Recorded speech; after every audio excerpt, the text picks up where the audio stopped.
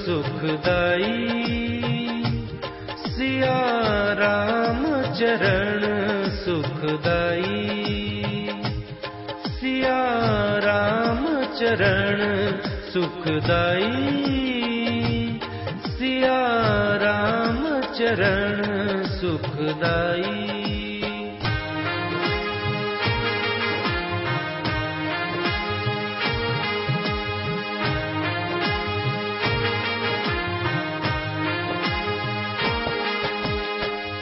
पावन माटी के दर्शन जहाँ, पावन माटी,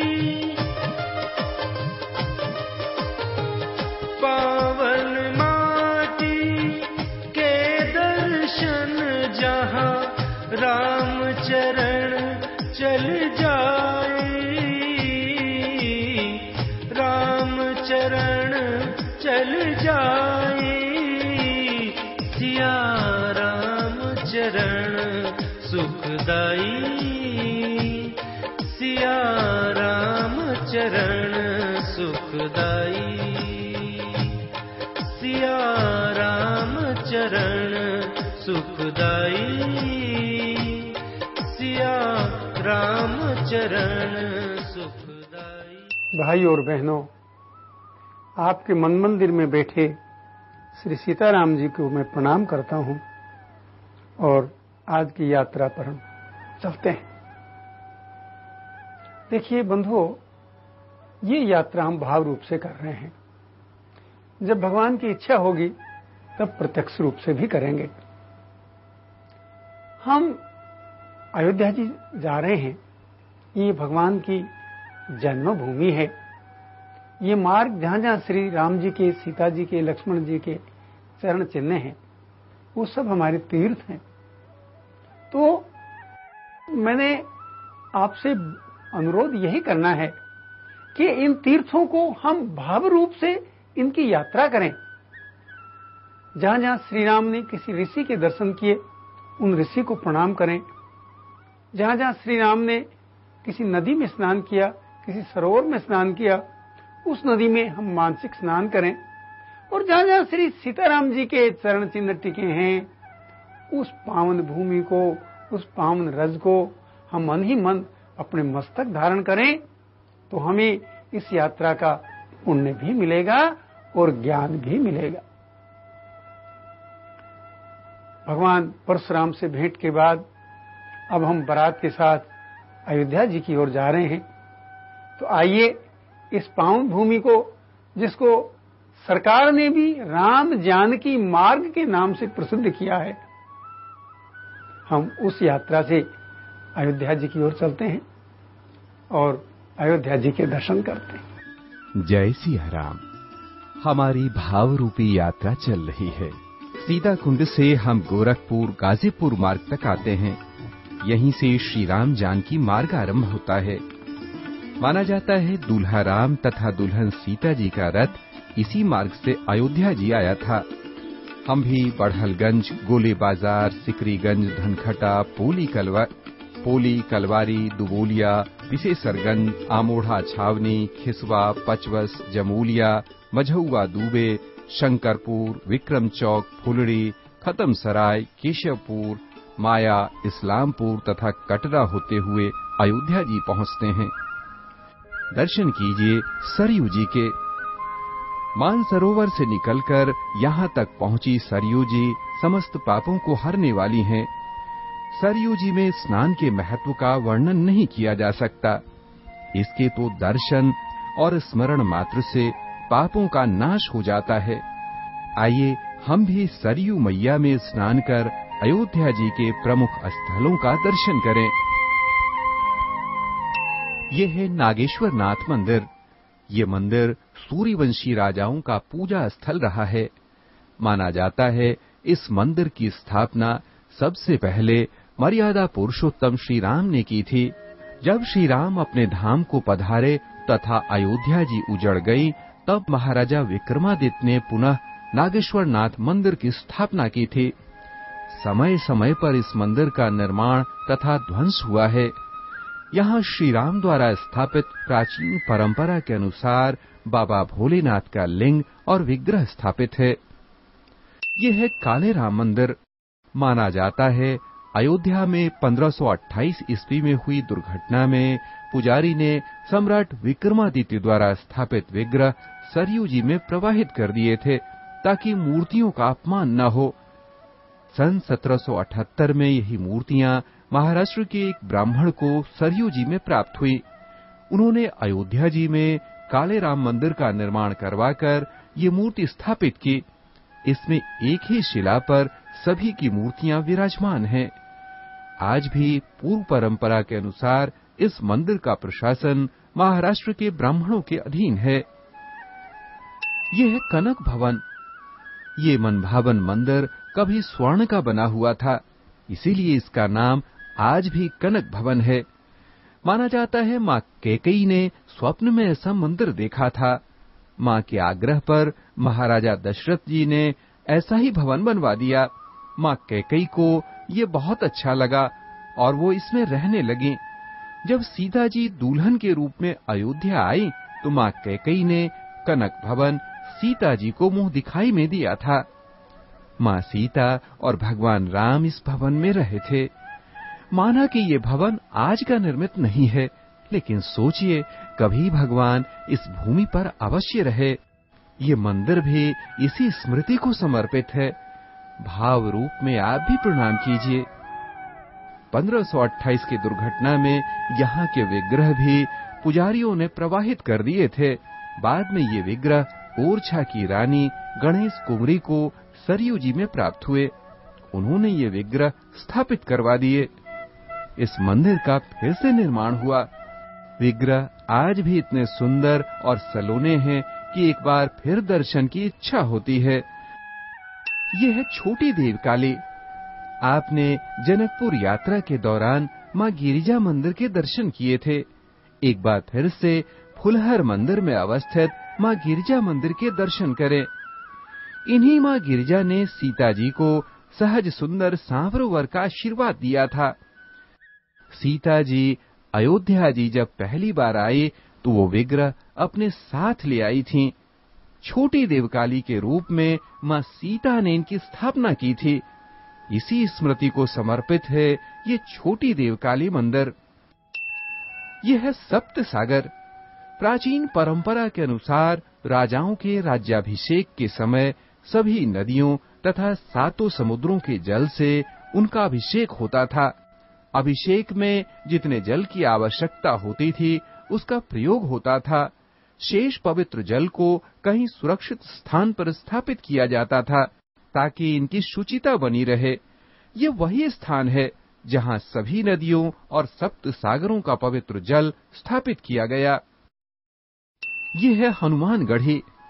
यात्रा क्रम की दृष्टि से ये स्थान श्री राम के वनवास से वापस आने के बाद वर्णन किया जाना चाहिए, किंतु ये अत्यंत महत्वपूर्ण है, अतः इसके दर्शन का लोभ हम संवरण नहीं कर पा रहे हैं। माना जाता है कि श्री राम ने अयोध्या जी की सुरक्षा का दायित्व हनुमान जी को दिया था। तब हनुमान जी यहीं से अयोध्या जी की सुरक्षा व्यवस्था करते थे। बाद में समय समय पर इस मंदिर की स्थापना महाराजा कुश और सम्राट विक्रमादित्य ने भी की थी। यहाँ के एक संत की कृपा से फैजाबाद के नवाब आसिफउद्दौला का पुत्र मंसूर अली प्राणघातक रोग से बचा। अपने पुत्र का रोग समाप्त देखकर नवाब ने हनुमानगढ़ी को 52 बीघा जमीन दान में दी थी। इस पर सभी कर माफ कर दिए थे। आज भी नवाब का दिया ताम्रपत्र हनुमानगढ़ी पंचायत के पास सुरक्षित है। अयोध्या नगरी में पग पग पर मंदिर हैं। हर मंदिर की अपनी महत्ता है, हर मंदिर का अपना इतिहास है। आप भी एक बार निहार लें और श्रद्धा भाव से प्रणाम करें इस पावन भूमि को। ये नगरी भगवान की नगरी है। हम सभी जानते हैं कि माता के आशीर्वाद और पिता का मान रखने के लिए भगवान राम वन को गए थे। माँ सीता और भैया लखन जी भी भगवान के साथ साथ वन यात्रा को निकल पड़े। दुनिया का कोई भी आदमी ये दावा नहीं कर सकता कि भगवान राम इसी मार्ग से वनवास की ओर अग्रसर हुए। हाँ, जिन स्थानों पर वो गए उन स्थानों से जुड़ी स्मृतियां अभी भी लोगों के मन में बसी हुई है। इसीलिए स्थान को आज भी चिन्हित किया जा सकता है। ये स्थान भी प्राप्त हुए हैं लंबे तप के बाद। हमने बार बार इन स्थानों की यात्रा की, जिन स्थानों का विवरण वाल्मीकि रामायण और गोस्वामी जी के विवरणों से मेल खाता है, जहाँ की स्मृति आज भी प्रबल बनी हुई है। उन स्थानों की यात्रा आप भी मानसिक रूप से करें। सिया राम चरण सुखदाई, सिया राम चरण सुखदाई इसी उद्देश्य से निर्मित हो रहा है कि हम इन स्थान से जुड़े तीर्थों का संरक्षण करें। हम आह्वान करते हैं सभी राम भक्तों से कि आप एकजुट होकर हमें सहयोग करें। यह कार्यक्रम लोगों के सहयोग से चल रहा है। आप अपनी आय का एक हिस्सा हमें प्रदान कर सकते हैं। हम राम भक्त परिवार का गठन करने जा रहे हैं। ऐसे भक्त जो अपने वर्ष भर के दिन में से केवल एक दिन निकालकर हमारे साथ बिता सकते हैं, हम उनका आह्वान करते हैं। वर्ष में एक बार सिर्फ एक दिन हमारे साथ बिताएं, हमारी योजना के लिए बिताएं। यह कार्यक्रम दानदाताओं के आर्थिक सहयोग से चल रहा है। हम आप सभी दानदाताओं के हार्दिक आभारी हैं।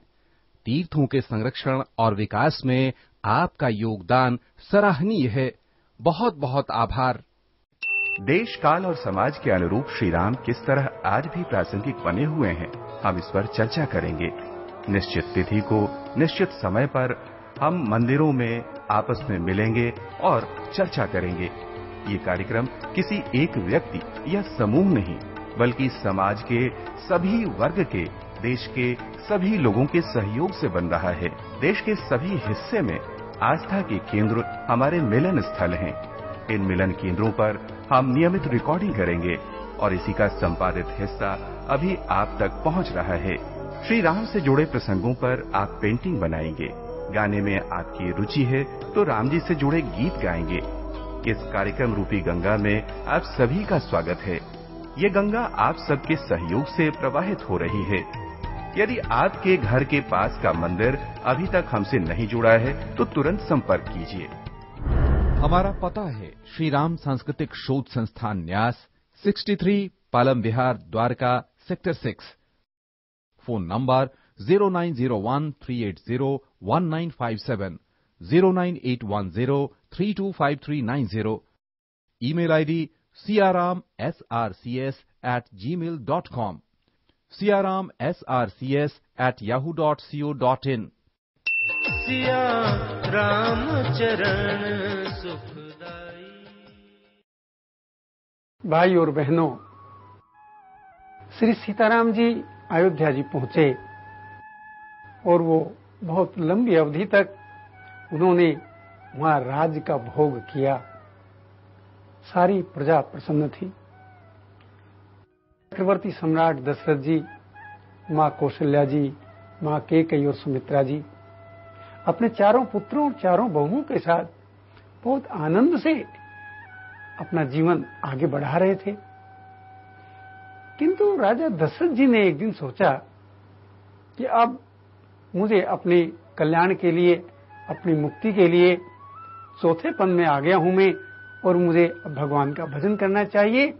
इसलिए राज्य का भार श्री राम के कंधों पर देना चाहिए। बहुत अच्छा संकल्प था। गुरु वशिष्ठ ने और उनकी जो पंचायत थी, जिसे वो परिषद कहते थे, सबने एक मत से ये प्रस्ताव स्वीकार किया कि हाँ महाराज, अब तो ये राजकाज भगवान श्री राम के कंधों पर आना चाहिए। क्योंकि प्रजा महाराज दशरथ से भी अधिक श्री राम को चाहती थी। दशरथ जी ने संकल्प किया और गुरु वशिष्ठ ने राम राज्य की तैयारी आरंभ कर दी। किंतु देवताओं को यह स्वीकार नहीं था। वो तो चाहते थे कि राम किसी तरह वन में जाएं और जिस हेतु श्री राम का जन्म हुआ है, वो हेतु राक्षसों के विनाश का था। यदि राम जी राजगद्दी पर बैठ जाते तो उनके अवतार का हेतु ही समाप्त हो जाता। देवताओं ने कुचक्र किया, मंथरा जी की बुद्धि पलटी और मां कैकेयी को मंथरा जी ने समझाया। उसमें भी यदि हम वाल्मीकि रामायण का गहराई से अध्ययन करें तो हम पाएंगे कि इसमें भी देवताओं का एक बहुत बड़ा सुनियोजित, अब आप कहें षड्यंत्र है या उनकी योजना है। उसी में चलते हुए मां कैकेयी ने महाराज से 2 वरदान मांगे।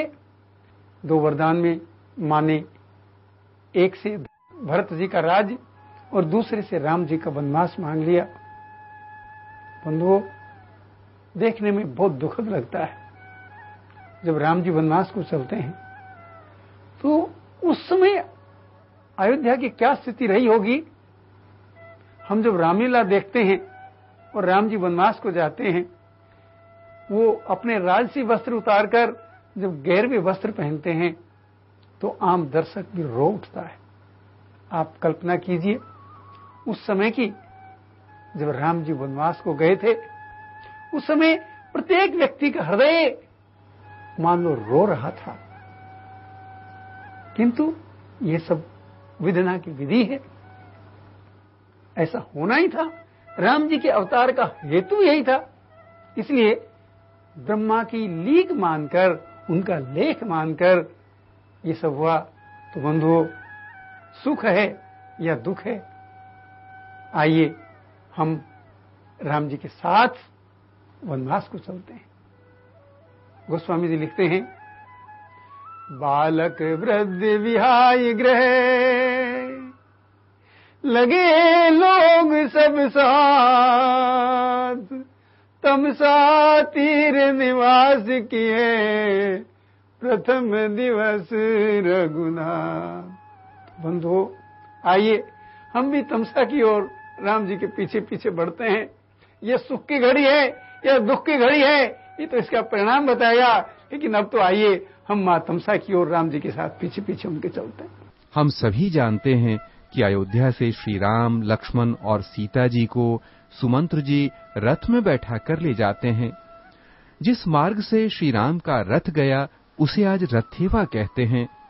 कुछ लोग इसे रेथवा भी कहते हैं।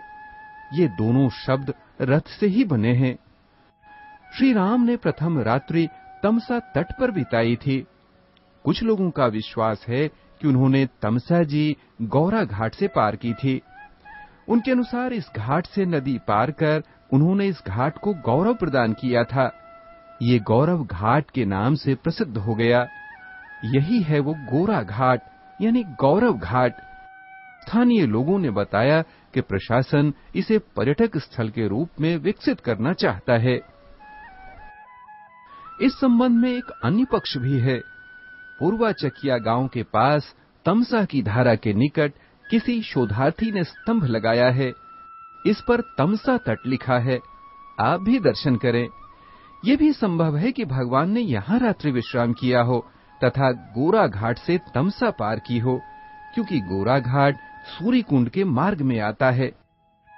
यहीं श्री राम अयोध्या वासियों को सोते हुए छोड़कर गए थे ताकि नागरिकों को वनों के कष्ट नहीं झेलने पड़े।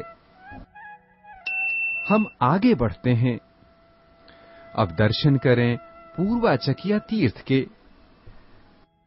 रामायण के अनुसार श्री राम के कहने पर सुमंत जी ने पहले रथ को उत्तर दिशा में चलाया। एक स्थान विशेष पर रथ इस प्रकार दक्षिण दिशा में घुमाया कि अयोध्यावासी रथ की लीकों के सहारे श्री राम के पीछे पीछे नहीं आ सके। जहां से उन्होंने रथ घुमाया वहां तक नगरवासी रथ की लीकों के पीछे पहुंच गए, किंतु यहाँ आकर लीक का मार्ग लुप्त हो गया और वे चकित होकर खड़े रहे। रामचंद्र जी अयोध्या से आए, यहाँ तामसा नदी पर एक रात विश्राम किए, तो यहाँ के लोग सब सो रहे थे। तो रामचंद्र जी अपने साथियों से कहे कि ऐसे रथ चलाना कि यहाँ पे हमारे पीछे लकीर न पड़े।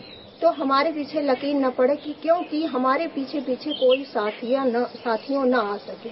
तो यहाँ पे उनके पीछे पीछे साथियों लोग आए, तो यहाँ पे वहाँ से आए तो लकीर देखे पीछे पीछे, यहाँ आके लकीर का निशाना नहीं पाए, तो वो लोग यहाँ पे चकित हो गए। इसी नाम से यहाँ का नाम चकिया पड़ा। तब अयोध्या वासियों में से कुछ लोग यहीं रह गए। पूर्वा चकिया गांव इन्हीं लोगों ने बसाया था। ये है टाह डीह। जब श्री राम अयोध्या वासियों को सोते छोड़ गए तो उन्हें बहुत शोक हुआ। वाल्मीकि रामायण के अनुसार सभी स्त्री पुरुषों ने मिलकर रुदन किया। अयोध्या वापस न जाकर यहीं प्राण दे देने का निश्चय किया। अवधि में डाह का अर्थ है एकत्रित होकर रोना। टाह डीह इसी स्मृति में बना है। अब यहाँ एक छोटा सा श्री सीताराम जी का मंदिर बना है। कुछ साधु संत भी यहाँ रहते हैं। यहाँ रहकर भगवान श्री राम का गुणगान करते हैं। सिया राम चरण सुखदाई। जरा सोचिए, संस्थान की योजनाओं में आपकी भागीदारी कैसे हो। हमारे संकल्प, सभी 290 श्री राम यात्रा स्थलों का विकास। यहाँ जल, बिजली, आने जाने के मार्ग और रात्रि विश्राम की व्यवस्था।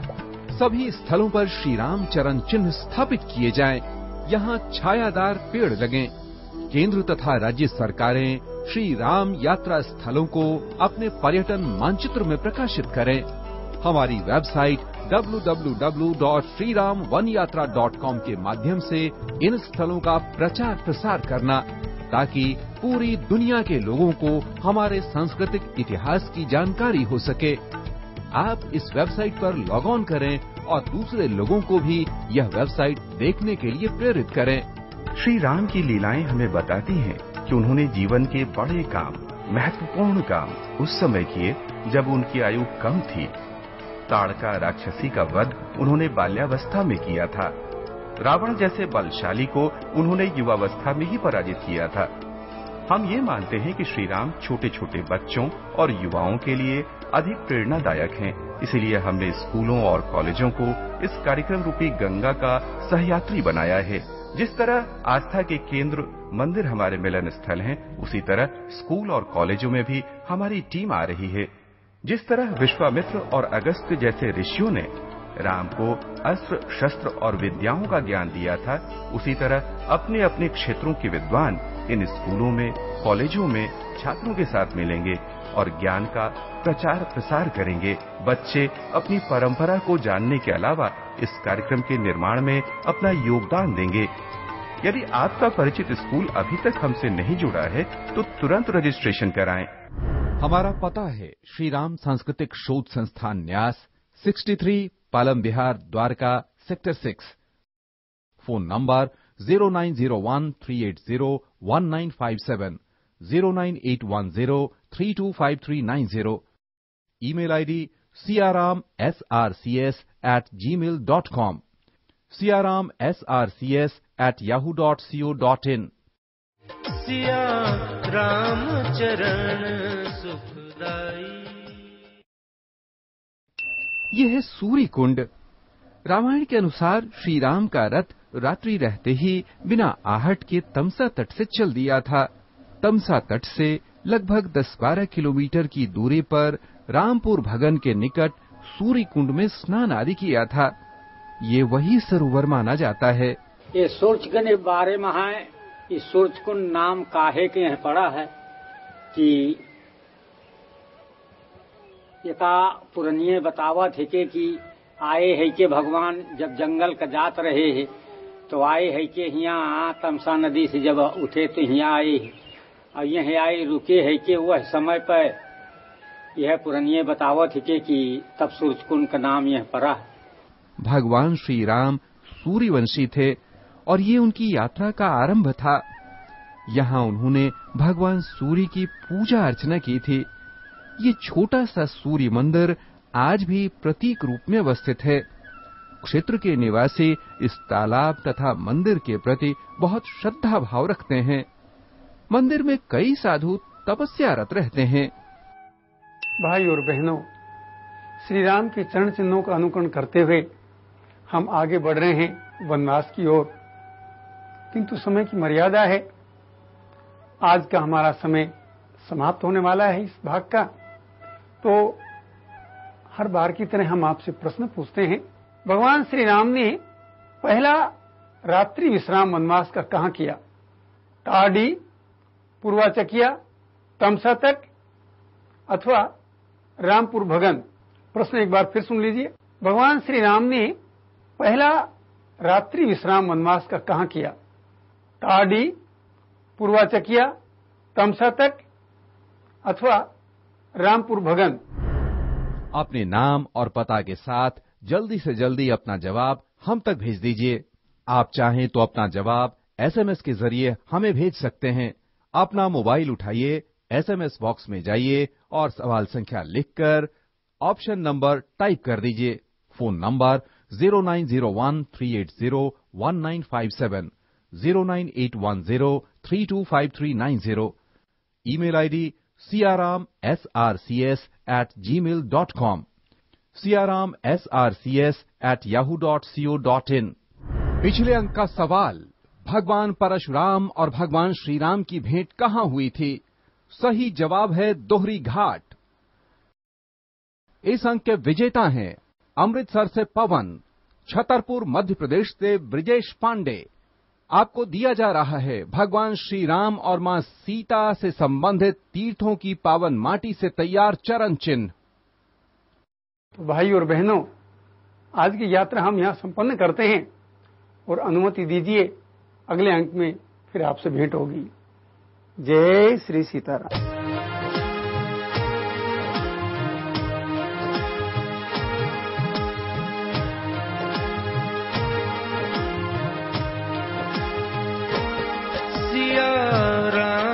चरण सुखदाई, सिया राम चरण सुखदाई, सिया राम चरण सुखदाई, सिया राम चरण सुखदाई।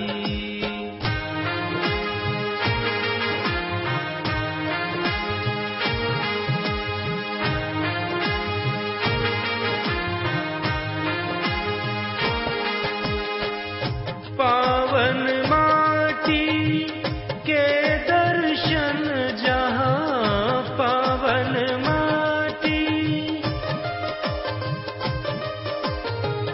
पावन माटी के दर्शन जहां, राम चरण चल जाए,